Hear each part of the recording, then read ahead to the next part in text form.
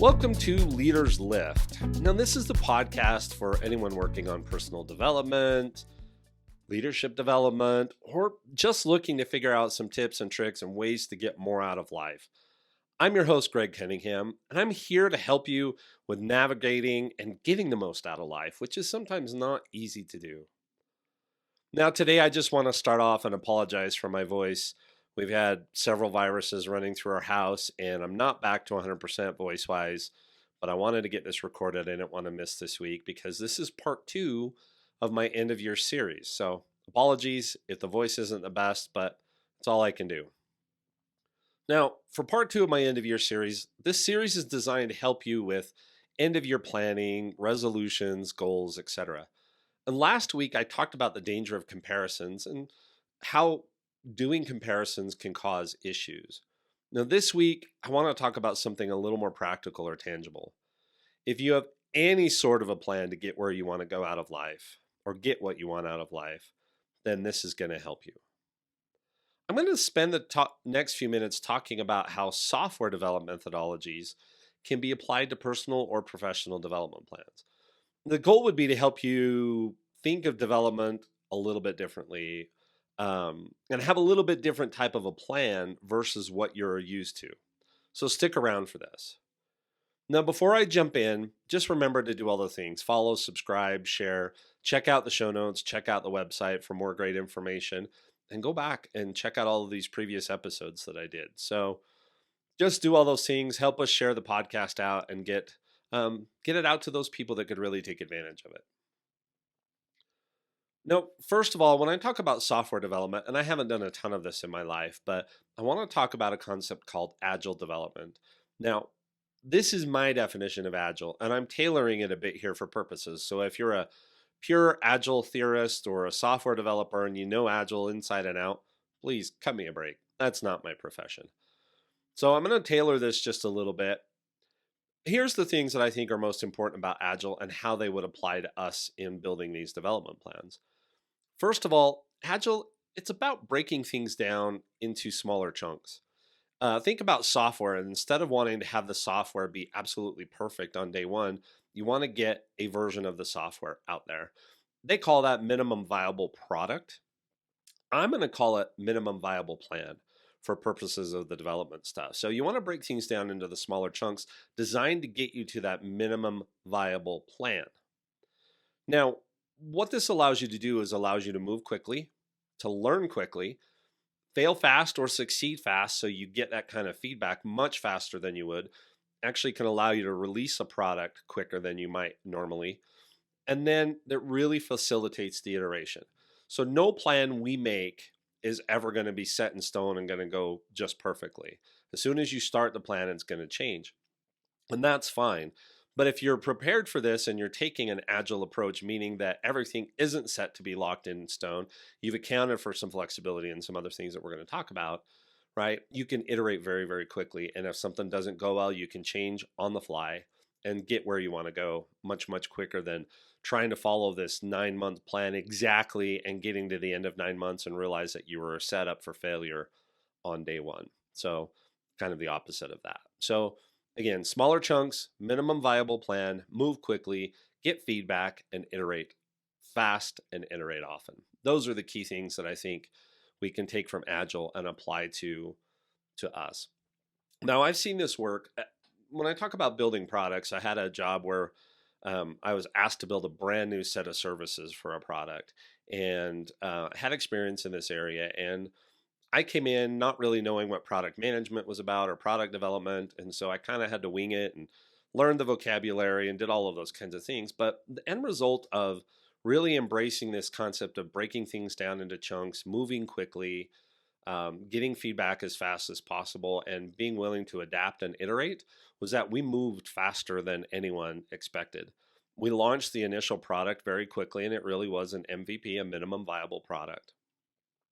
And then after we launched it, it improved in leaps and bounds with each sprint. And a sprint is really just a time frame in which you say you're going to accomplish a set number of tasks. So if you think about a development plan, you could say my first quarter set of tasks are these, and that could be your sprint, so to speak. Some of the other things that happened were we were able to come up with features and functionality that we hadn't even considered because of how we were developing this product. So because we were moving fast and getting feedback and iterating as we went along, and because the team was following this approach, we were able to try things that maybe would have never tried before. And we would try something and it would fail, but that would lead us to another idea, which would then succeed, which would lead us to another idea. And none of those things would have happened if we just said, "Hey, here's our year plan. We're just going to do this exactly, and go and not do any, not release anything or look for feedback or anything for a year." That wouldn't have worked at all. We never really locked in anything and said this is the time frame we're going to do all this stuff in. We were much looser than that, and maybe that's a little too loose for some of the things that we want to talk about from a personal development standpoint. But I think there's this medium that you can find. Don't make your timelines and stuff so rigid that you're focused on the timeline instead of the progress that you're making. And then last of all, one thing that we did really, really well is we had a lot of experiments. And even those experiments that failed, we were able to learn from and turn into good opportunities. So if we had a something that we tried to do and it didn't work, that was fine. We didn't spend 6 weeks working on that thing. We spent 2 days mapping it out and putting in a pilot or a beta or whatever you want to call it. And then if it worked, great. Then we kept working on it. If it didn't, threw it out and went on to the next thing. So, and that's really the crux of what I think made the difference is being able to experiment and not worry about failing, but always learning and turning those opportunities into excellent opportunities. The bad things and the good things turned into great opportunities for us to move things forward. Now, how does this apply to personal or professional development plans? So, how many of you, when you think about a development plan, think about something that your manager hands you, or if you're lucky, works with you to develop, but it's something that you set once and then look at again when your annual assessment is due? Now, it's been my experience that this happens way too often in the business world, and it's something I did not want to practice. So I tried really hard to make sure that, yes, we set goals at the beginning of every year because that was part of what the company wanted to do, but that we were having conversations almost every one-on-one, at least once a quarter. We were changing the goals, we were adapting them to the circumstances that we have, because it just doesn't make sense in the business world, as much as things change, to set something at the beginning of the year and think nothing's going to change. That goes for our personal lives as well. And so that concept of setting it once and forgetting it doesn't really align with that definition of agile. What we want for our personal and professional development plans, or even just our how do I get more out of life, is more like a software agile development plan. We need to identify what is the minimum viable plan to help us achieve what we want. And what is that end state? I want to release X product. That was our goal. For you, it may be I want to get to this point in my life, and that's the end state that you want to get to. So, what is your minimum viable plan to help you get there? And then you want to break that down into smaller chunks. In the software development, it was sprints, but for you, it could be any sort of time frame or set of tasks or milestones that you want to accomplish. And then, most importantly, you want to iterate, iterate, iterate. Make sure that you have the ability to go out and tweak the plan, that you aren't worried about failure, that if you fail quickly, that's just an opportunity to start improving things right away. And that's one of the key things that I just don't think happens often enough in our personal or professional development plans. I think what happens more often is in the professional world, we say, "Hey, I think my goals have changed." Yeah, yeah, yeah, don't worry about it. We'll take care of it at the end of the year. And in our personal lives, we realize that things have changed so much that we just throw all those goals out the window. But if you take this concept of building a minimum viable plan, breaking it into chunks, and being willing to iterate as you go along, then you don't have to throw out the plan. You can still shoot for those objectives. Now, sometimes those objectives may change, and that's okay too. And I've talked about that in other podcasts. Sometimes our objectives in life change, so that's fine. Just redo the plan if that happens. Don't throw everything out. Go ahead and start iterating to get where you want to go. So, from a practical standpoint, how can you use this in end of year planning? Well, here are some ideas. First, identify what you want to accomplish over the next year. And let's say it's a year. You use whatever timeline you want. If you like to plan in smaller chunks, go ahead and plan in smaller chunks. You need to have that high level objective set so that you know where you're going. Where do you want the road to lead you? Okay. Now, once you've got that done, start thinking about the smaller chunks. my experience is that small and simple things make the biggest difference. So don't focus so much on, yeah, you want to have those bigger milestones and those key things that you have to do to get where you want to go. But the small and simple things are going to make the biggest difference. Now, let me talk about one example of this. So, I've talked about how I spent 2 years on my mission in Brazil. Now, I don't have a ton of opportunity to practice Portuguese. I was very fluent in certain aspects of Portuguese when I got home, and I could talk to people at work and all of those kinds of things, and had some opportunities to do that. But it's not something I have an opportunity to practice all the time, right? And so, what I've realized is that I can do a little bit of Portuguese every single day and it can make a big difference. So I've done that with an app called Duolingo. So in 2019, when I got laid off in December, I decided, you know what, one of the things I'm going to do while I've got some downtime is I'm just going to do, I had Duolingo, I had done it a little bit here and there, but I'm just going to try and do Portuguese every single day.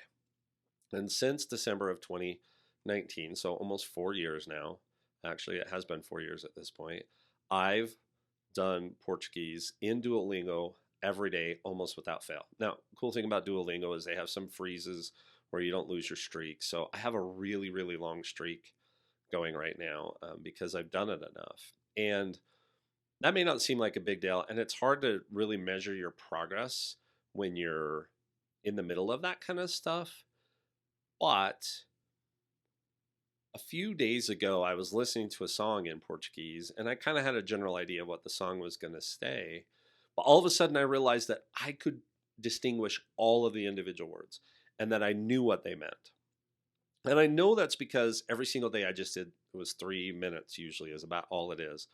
I did some Portuguese practice in Duolingo. And so I didn't really understand those words before, but I do now, and it's because of this practice. And so that's where the small and simple things can make the biggest difference. If you start talking about losing weight or developing a habit, it's this constant repetition of the small things that's going to make the biggest difference.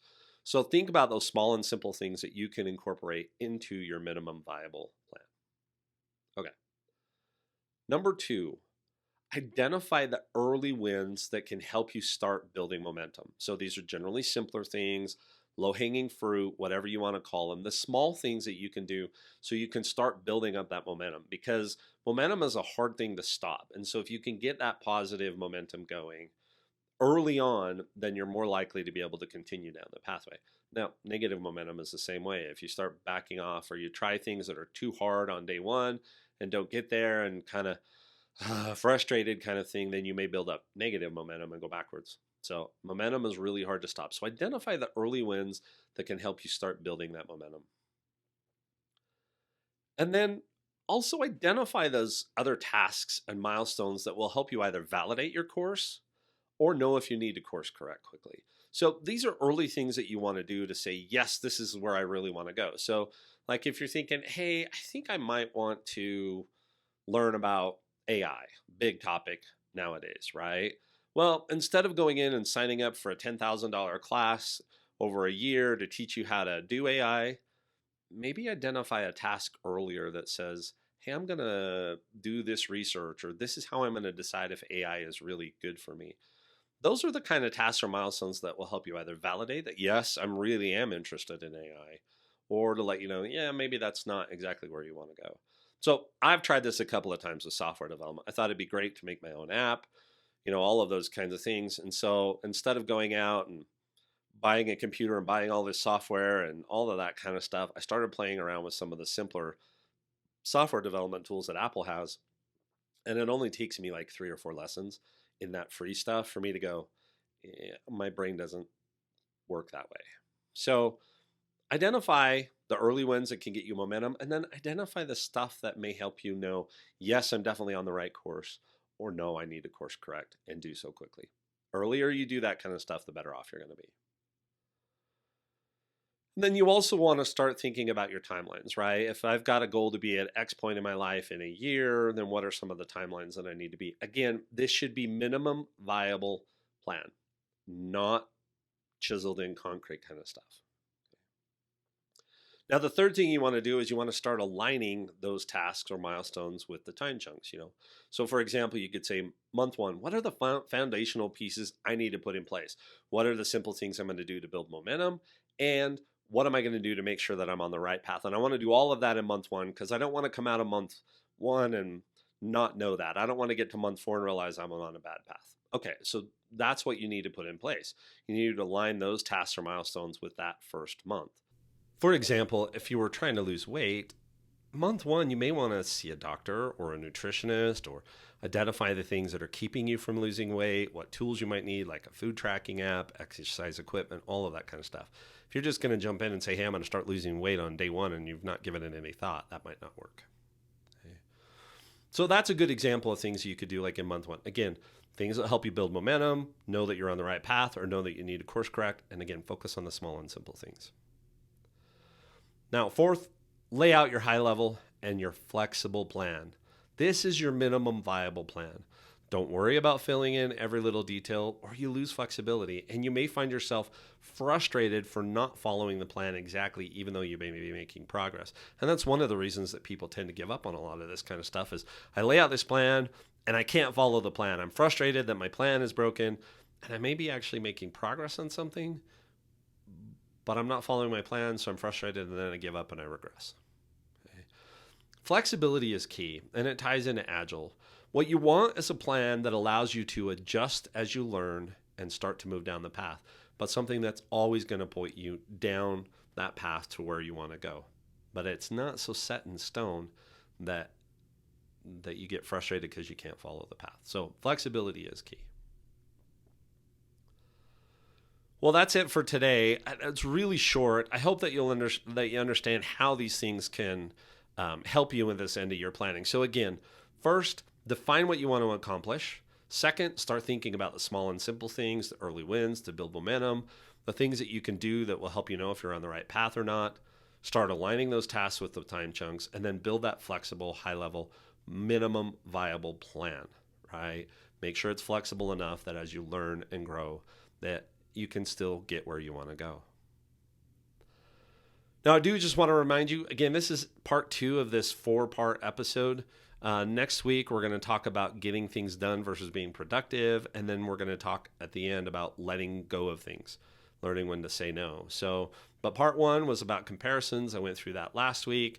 The problem with comparing yourself to yourself, the problem with comparing yourself to others, and the problems with social media comparisons. So if you didn't catch that, go back and listen to that because comparisons tend to be a huge part of these end of year processes, and that's not necessarily a good thing.